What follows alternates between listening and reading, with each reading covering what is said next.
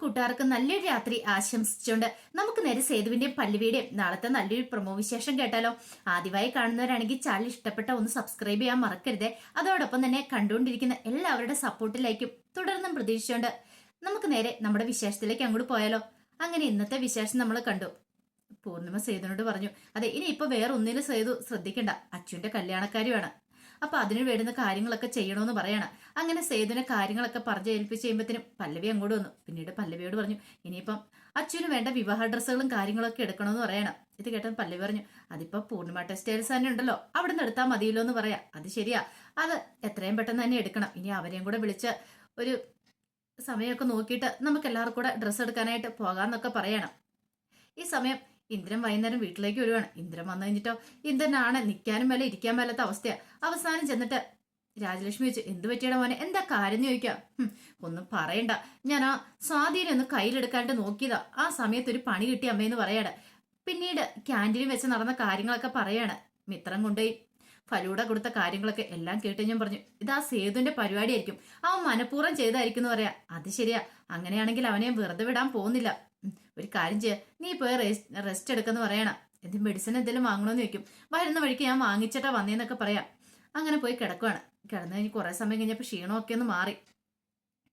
അങ്ങനെ രാത്രിയായി കഴിഞ്ഞപ്പോഴത്തേനും സേതു എന്തുവാണ് എന്ത് ചെയ്യണം, നേരെ സ്വാതിയുടെ നമ്പറിലേക്ക് വിളിക്കണം. അപ്പൊ സ്വാതിയുടെ ഫോൺ നമ്പറൊക്കെ കൊടുത്തിട്ടുണ്ടായിരുന്നു. അങ്ങോട്ടും ഇങ്ങോട്ടും ഫോൺ നമ്പറൊക്കെ കൈമാറിയിട്ടുണ്ടായിരുന്നു. അപ്പൊ സ്വാതി ചേച്ചി എങ്ങനെയുണ്ട്, എന്തോ ഇന്ന് പ്രശ്നങ്ങളൊക്കെ ഉണ്ടായിരുന്നല്ലോ, കുറഞ്ഞോന്ന് ചോദിക്കുകയാണ്. ഇപ്പൊ കുഴപ്പമൊന്നും ഇല്ലാന്ന് പറയാണ്. പിന്നെ എന്തൊക്കെയുണ്ട് വിശേഷം, എന്തെടുക്കും എന്നൊക്കെ ചോദിക്കുകയാണ്. പിന്നീട് അങ്ങോട്ട് സംസാരം അങ്ങ് തുടങ്ങി. ഈ സമയം സ്വാതി ഹാളി വന്നിരിക്കുമായിരുന്നു. അപ്പോഴേക്കുമാണ് പല്ലവി എന്നോട് വരുന്നത്. പല്ലവി കണ്ടു സ്വാതി സംസാരിക്കുന്നത്. പിന്നീട് ഇടയ്ക്ക് ശ്രദ്ധിച്ച് കഴിഞ്ഞപ്പോൾ ഇന്ദ്രൻ എന്നൊക്കെ പറയുന്നത് കേട്ടോ. അപ്പൊ സ്വാതി സംസാരിക്കുന്ന ഇന്ദ്രനോടാന്ന് പെട്ടെന്ന് തന്നെ പല്ലവിക്ക് മനസ്സിലായി. ഈ ഇതൊരു അപകടമാണ്. കാരണം ഇന്ദ്രൻ മനഃപൂർവ്വം സ്വാതിനെ കയ്യിലെടുക്കാനായിട്ട് വിളിച്ചുകൊണ്ടിരിക്കുക. ഇത് മുന്നോട്ട് പോയിട്ടുണ്ടെങ്കിൽ തുടർന്ന് പോയിട്ടുണ്ടെങ്കിൽ അപകടം വന്ന് മനസ്സിലായി. ഒരു കാരണവശാലും ഇത് പാടില്ല. പക്ഷെ എന്ത് ചെയ്യാൻ പറ്റും, താനിപ്പോ ഉപദേശിക്കാൻ പോയിട്ടുണ്ടെങ്കിൽ തന്നെ ചീത്ത പറയത്തുള്ളൂ. എന്തെങ്കിലും ഒരു വഴി കണ്ടെത്തിയിരിക്കണം, അല്ലെങ്കിൽ സ്വാതിയുടെ ജീവൻ തന്നെ അപകടത്തില്ല. അവനൊരു മനോരോഗി എന്നുള്ള കാര്യം സ്വാതിക്ക് അറിയത്തില്ല. സ്വാതിയുടെ വിചാരം എന്താ, തന്റെ ശത്രുവാണല്ലോ. അപ്പൊ അവനെ കയ്യിലെടുക്കുവാണെങ്കിൽ തനിക്കിട്ട് പണി തരാന്നോർത്ത, അല്ലെങ്കിൽ സേതുവേട്ടനിട്ട് പണി കൊടുക്കാന്ന് ഓർത്തോണ്ടാ ഇവളിപ്പോ അവനുമായിട്ട് കമ്പനി അടിച്ചിരിക്കുന്നത്. അങ്ങനെ കുറെ സമയം കഴിഞ്ഞിട്ടാണ് സ്വാതി ഫോൺ കട്ട് ചെയ്യുന്നത്. അത്രയും സമയം പല്ലവിയുടെ നെഞ്ചിനകത്തൊരു തീയായിരുന്നു. പിന്നീട് പല്ലവി നോക്കിക്കഴിഞ്ഞപ്പോൾ സ്വാതി ഫോൺ വെച്ചിട്ട് അങ്ങ് തിരിഞ്ഞു നോക്കുകയാണ്. അപ്പൊ പല്ലവിനെ കണ്ടു.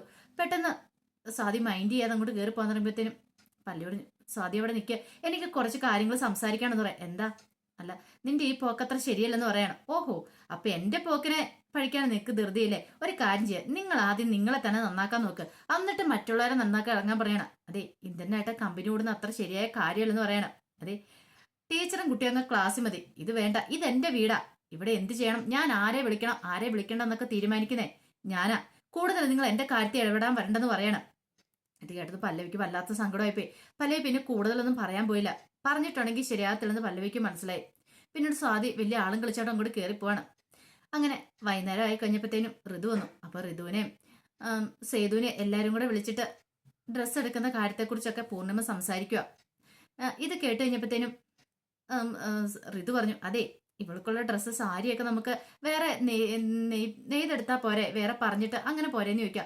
ഇത് കേട്ടപ്പോഴത്തേനും പെട്ടെന്ന് തന്നെ അച്ചു പറഞ്ഞു, അതിന്റെ കാര്യമൊന്നുമില്ല, എന്റെ വിവാഹം അത്ര വലിയ ഗംഭീരമായിട്ട് നടത്തണ്ട, ലളിതമായിട്ട് നടത്തിയാൽ മതി.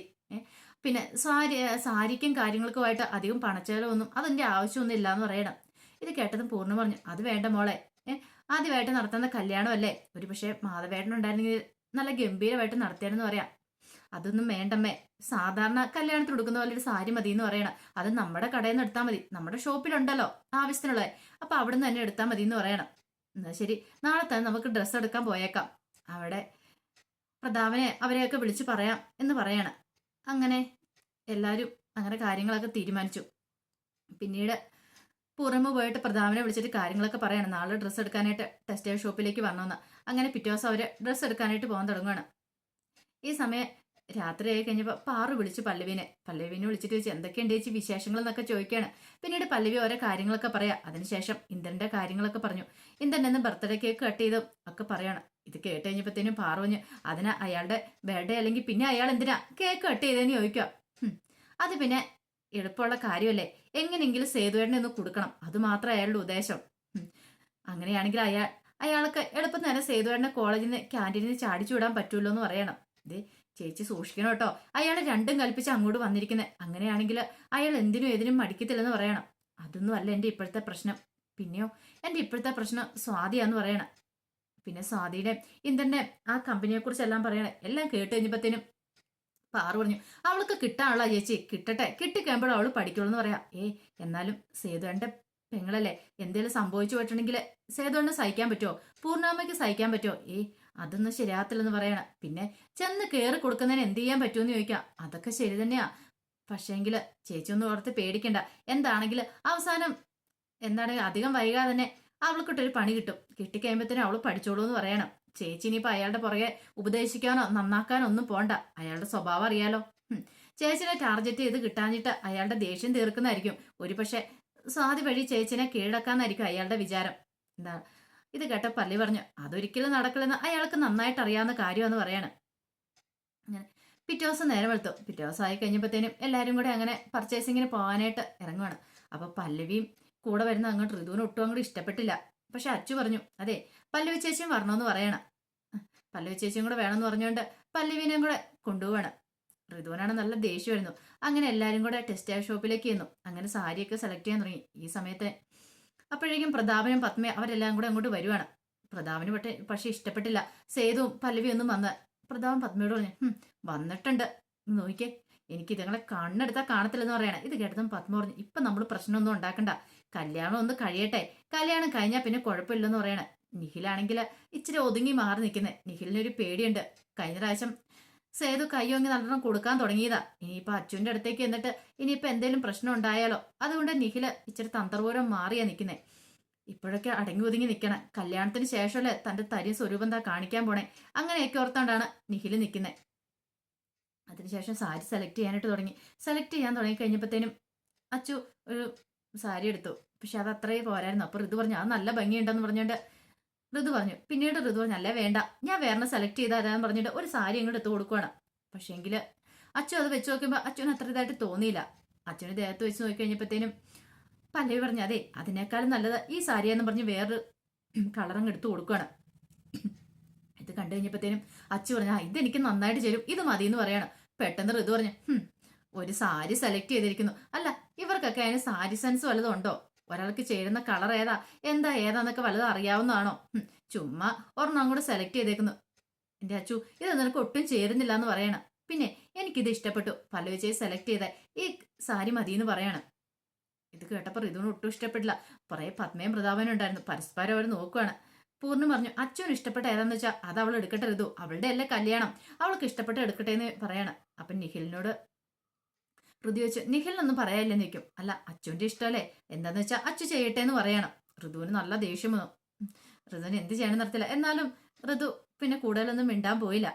അങ്ങനെ ഡ്രസ്സൊക്കെ എടുക്കണം. അവസാനം പല്ലവിയോട് സേതു പറഞ്ഞു, അതെ പല്ലവിക്ക് ഡ്രസ്സ് സാരി ഒരെണ്ണം സെലക്ട് ചെയ്തോളാം പറയാം. ഇത് കേട്ടതും പല്ലവി പറഞ്ഞു, വേണ്ട എനിക്കൊന്നും വേണ്ടാന്ന് പറയണം. അത് പറഞ്ഞിട്ട് കാര്യമില്ല, ഒരു സാരി എടുക്കണം, ഞാൻ സെലക്ട് ചെയ്ത് തരാമെന്നും പറഞ്ഞുകൊണ്ട് എന്ത് ചെയ്യുവാണ്, സേതു അങ്ങോട്ട് ചെന്നിട്ട് സാരി സെക്ഷനിൽ ചെന്നിട്ട് സേതുവിന് ഇഷ്ടമുള്ളൊരു സാരി സെലക്ട് ചെയ്യണം. എന്നിട്ട് പല്ലവിക്ക് കയ്യിലേക്ക് കൊടുത്തിട്ട് ഇതൊന്ന് വെച്ച് നോക്കിയേ എങ്ങനെയുണ്ടെന്ന് നോക്കാൻ പറയണം. അങ്ങനെ വെച്ച് നോക്കുമ്പോൾ നല്ല ഭംഗിയുണ്ടെന്നൊക്കെ പറയണം. ഇതൊക്കെ കണ്ടുകൊണ്ട് പ്രതാപനും ഋതുവും ഒക്കെ മാറി നിൽക്കുന്നുണ്ടായിരുന്നു. ഒട്ടും അങ്ങോട്ട് ഇഷ്ടപ്പെട്ടില്ല. ഇതൊരു പണി കൊടുക്കാൻ തന്നെ തീരുമാനിച്ചു. കാരണം ഇതങ്ങനെ വെറുതെ വിട്ട കാര്യമില്ല. കാമുകിക്ക് സാരി മേടിച്ചു കൊടുക്കുന്നു, ഓസിൽ അങ്ങനെ ഇപ്പൊ ഓസിൽ അങ്ങോട്ട് മേടിച്ചു കൊടുക്കണ്ട. അത് മാത്രമല്ല പ്രതാപൻ ഋതുവിനോട് പറഞ്ഞു, ഈ കല്യാണത്തിനൊക്കെ ചെലവൊക്കെ വഹിച്ചോളാന്ന് അവനല്ലേ പറഞ്ഞേ ആ സേതു. അങ്ങനെയാണെങ്കിൽ അവൻ പണം തരണ്ടേ, അവനല്ലേ ഇതെല്ലാം വാങ്ങിക്കണ്ടേന്ന് ചോദിക്കാം. അത് ശരിയാ, അതൊക്കെ ഞാൻ നോക്കിയോളാം അങ്കിളെ, അവസാനം വരട്ടെ എന്ന് പറയണ. അങ്ങനെ ആവശ്യത്തിന് എല്ലാവർക്കുള്ള സാധനങ്ങളും എല്ലാം എടുക്കുവാണ്. ഈ സമയത്തേന് അങ്ങോട്ടേക്ക് വന്നിട്ട് ഒരു പെൺകുട്ടി വന്നിട്ട് ഒരു ചോദിക്കുവാണ്, ഒരു കളറിന് അത് ആ ഡ്രസ്സ് ഉണ്ടോ എന്ന് ചോദിക്കുകയാണ്. ഇത് കേട്ട് കഴിഞ്ഞപ്പോഴത്തേനും അവിടുത്തെ സെയിൽസ് ഗേളിന് മനസ്സിലായില്ല. പുള്ളിക്കാരത്തി പറഞ്ഞു, അല്ല ഇങ്ങനത്തെ ഡ്രസ്സ് ഇവിടെ ഇല്ലാന്ന് പറയാണ്. പെട്ടെന്ന് തന്നെ ഋതു അങ്ങോട്ട് വന്നു. ഋതു വന്നിട്ട് എന്താ കാര്യം എന്നൊക്കെ ചോദിക്കുകയാണ്.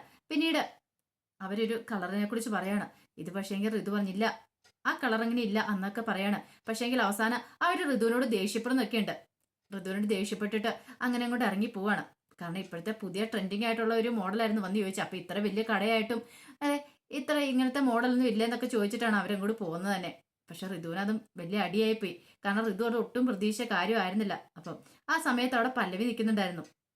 പല്ലവി അങ്ങോട്ട് ചെന്നു ഋതുവിന്റെ അടുത്തേക്ക്. ഋതുവിന്റെ അടുത്ത് ചെന്നിട്ട് പറഞ്ഞു, അതെ, നമ്മളൊരു കാര്യം, ഒരു ഷോപ്പ് തുടങ്ങുമ്പോൾ ആ ഷോപ്പിനെ കുറിച്ച് നമ്മളെല്ലാം അറിഞ്ഞിരിക്കണം. പിന്നെ പുതിയതായിട്ട് വരുന്ന ട്രെൻഡിങ്ങും കാര്യങ്ങളും എല്ലാം അറിഞ്ഞിരിക്കണം.